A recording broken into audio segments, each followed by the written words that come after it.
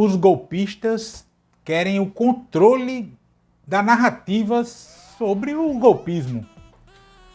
E é preciso estar atento a esse xadrez aí. Vem comigo. Antes de seguir, gostaria de pedir seu like nesse vídeo e sua inscrição nesse canal. Não vai custar nada para você, é de graça e você nos ajuda a chegarmos a mais pessoas. Obrigado. Bom, eu gravo esse vídeo na tarde de 6 de fevereiro, são agora 2 horas da tarde. E na semana que antecedeu, ou seja, a última semana de janeiro, a primeira deste mês de fevereiro, a gente teve um grande fato que gerou muita repercussão, muita discussão e muito disse-me-disse, que foi a tal entrevista bomba do senador Marcos Duval, que diz que é da SWAT, enfim, de que Daniel Silveira mais Bolsonaro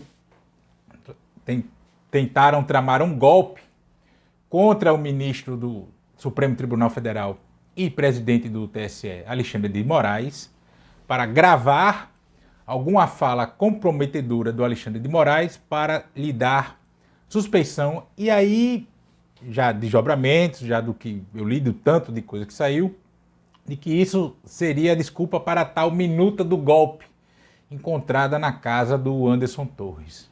O Marcos Duval anunciou a entrevista à revista Veja, depois deu a entrevista coletiva desdizendo parte do que tinha dito a Veja, enfim. Até o momento que eu gravo esse vídeo, a última informação que eu vi é que Marcos Duval tinha dado 5 versões para a mesma história. Nesse tipo de situação, geralmente é a primeira, é a mais próxima da verdadeira. Que os caras tentaram armar com ele, usá-lo, porque desse grupo bolsonarista do Congresso Nacional, enfim, ele teria mais facilidade de se aproximar do Alexandre de Moraes por terem trabalhado juntos. Trabalhado juntos não, né? Ele teria prestado um serviço às Forças de Segurança do Estado de São Paulo quando o Alexandre de Moraes atuava lá na Secretaria de Segurança do Estado de São Paulo. Isso é uma grande pataquada de tentativa de desvirtuar o rumo das investigações sobre o golpismo no Brasil, tendo como início, epicentro das investigações, os atos terroristas de 8 de janeiro. A gente tem a Polícia Federal atuando no caso, a gente tem o Ministério Público atuando no caso, a gente tem Polícia Civil nos estados, enfim, a gente tem uma série de ações sendo feitas para apurar os responsáveis, primeiro pelo 8 de janeiro e a partir daí voltando, seguindo o caminho de volta até o epicentro, na verdade, não mais das investigações, que é o 8 de janeiro, mas desses atos golpistas no Brasil.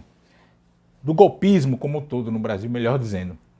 E isso vai chegar em muita gente com grana, vai chegar em milico, vai chegar em político, vai chegar em um monte de gente. Vai chegar com o tempo, com o devido tempo, talvez não no atendimento da ansiedade que eu ou você que assiste esse vídeo tenhamos agora, mas isso vai ocorrer. O que os caras tentaram fazer foi criar um fato para tentar impor uma narrativa, mais confusão no coreto e tentar criar uma justificativa para tornar Alexandre de Moraes suspeito. Se já não dá mais para anular a eleição, agora para justificar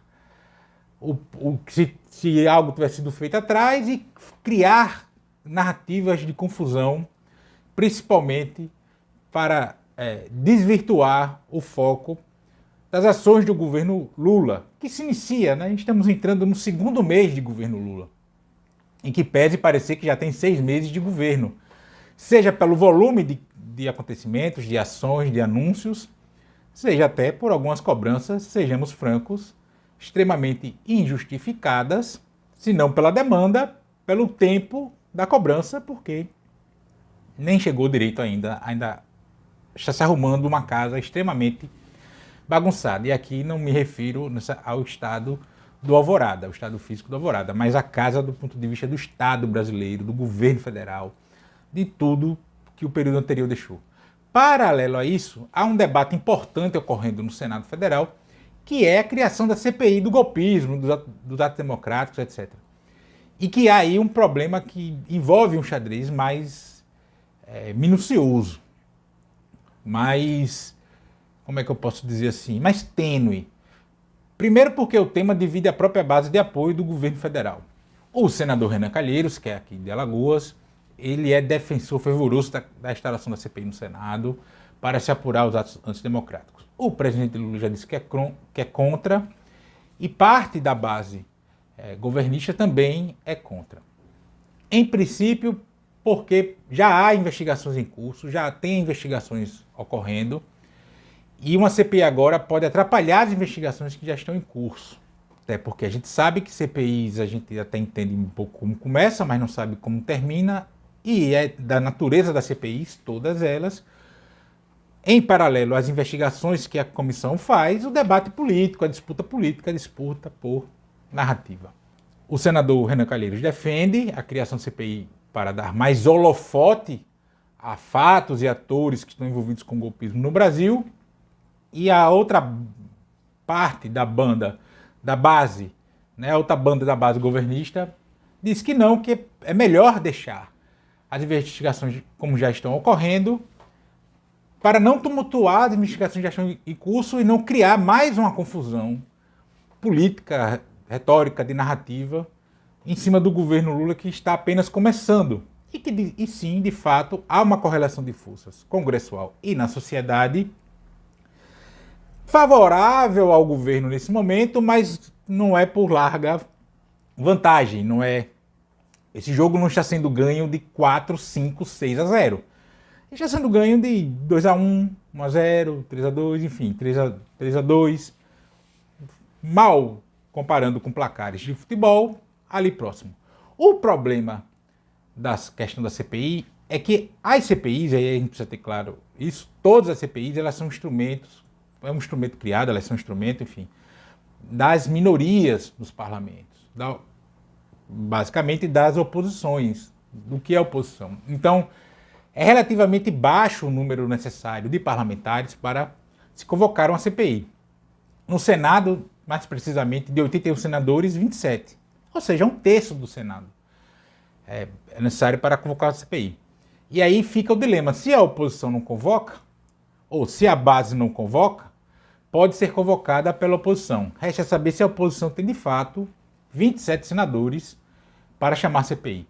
Muita gente tem se baseado no tamanho da oposição do Senado com base na votação do Rogério Marinho para a presidência do Senado, na qual ele teve 32 votos. Essa votação, esses 32 senadores, não são a oposição ao governo federal. Uma coisa é a questão da votação intra corporis no Senado. Muita gente não votou no Rodrigo Pacheco por situações puramente extremamente internas do convívio do Senado, seja porque é do grupo do Alcolumbre, seja por questão propriamente direta com o Rodrigo Pacheco, não necessariamente por ser oposição ao governo federal. Então, essa conta precisa ser feita ainda, até que ponto é o tamanho da oposição de verdade no Senado Federal.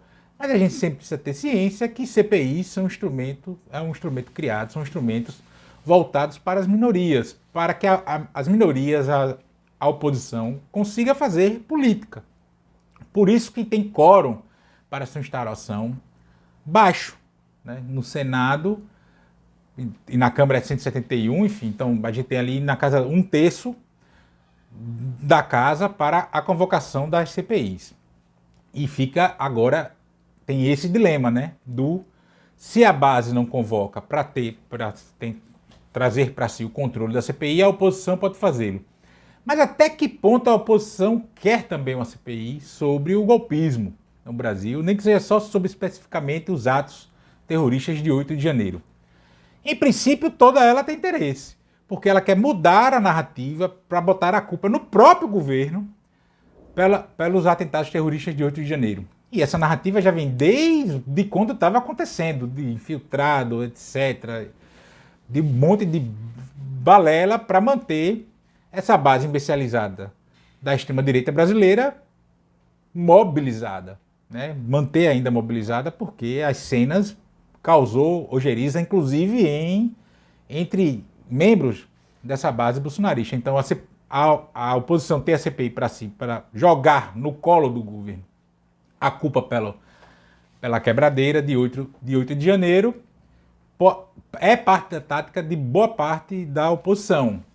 Parte da oposição pensa em fazer isso. Mas até que ponto o que se tem de oposição ao governo federal quer fazer isso? Porque muitos desses que estão na oposição também podem acabar, mesmo tendo o controle da narrativa, não tem o controle 100%. Questões virão à tona. Como a CPI ocorrendo, a imprensa que já está acompanhando ali as investigações, os repórteres, veículos, já tem suas fontes junto aos órgãos de investigação, vão ter mais uma fonte de fontes.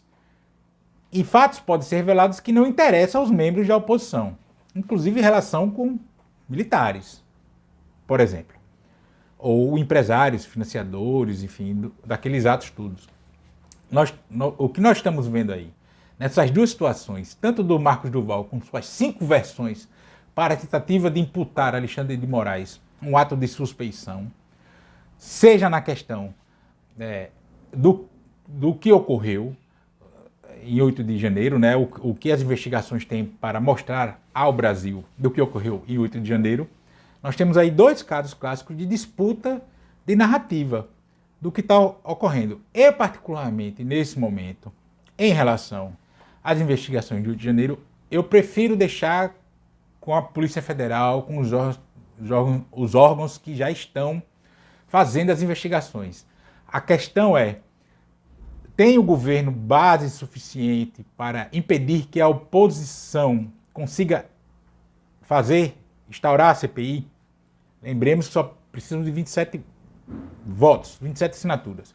Então, dos 32 senadores que votaram no Marinho, vamos fazer esse corte assim, grosseiro. Por que é grosseiro? Porque você pode ter entre eleitores de Pacheco alguém que queira a CPI, por esse viés oposicionista também, mas vamos fazer esse corte seco.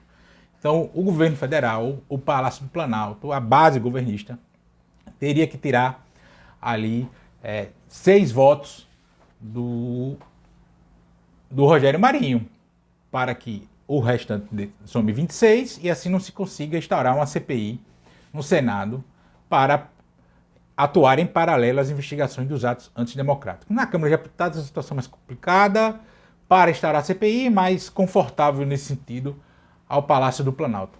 Em relação ao Marcos Duval, todo esse enredo dessas 5 versões já está sendo apurado, será apurado, mas a ele cabe sim a cassação do Senado Federal, via Conselho de Ética, com todo o rito que precisa ser feito. E ele, sim, cassado. Por quê? Porque ele mentiu deliberadamente para causar tumulto à República contra um ministro do Supremo Tribunal Federal e do Tribunal Superior Eleitoral, né, do TSE.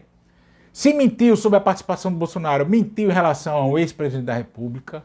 Ou seja, ele mentiu à vontade. Ele teve fala dele que disse que a ideia é pegar Lula, pegar ministro, pegar não sei quem, não sei quem. Então, a ele cabe sim a cassação e que após a cassação seja investigado o que é que tem de verdade mesmo nessas 5 versões que eles contaram. Mas é isso que nós estamos vendo aí. A disputa pela narrativa. A narrativa é tão importante quanto o fato. O fato ocorre, mas que narrativa sobre aquele fato vai prevalecer? E aí a gente já tem nesse começo do governo Lula 2 situações que no frigir dos ovos são sobre o mesmo tema guarda-chuva, que é o golpismo, mostrando para a gente como serão 4 anos difíceis com relação à disputa de narrativa desse governo Lula.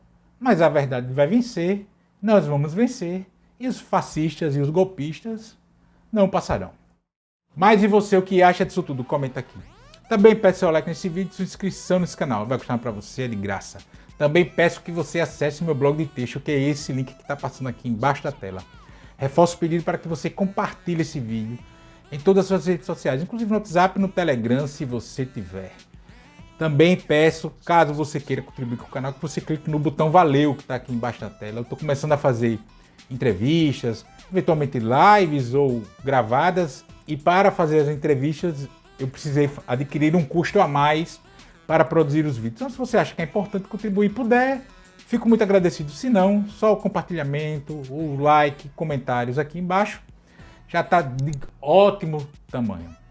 E sempre reforçando nos comentários, você pode discordar de tudo que eu acabei de falar, mas só não vai xingar nem falar do meio do povo. Grande abraço.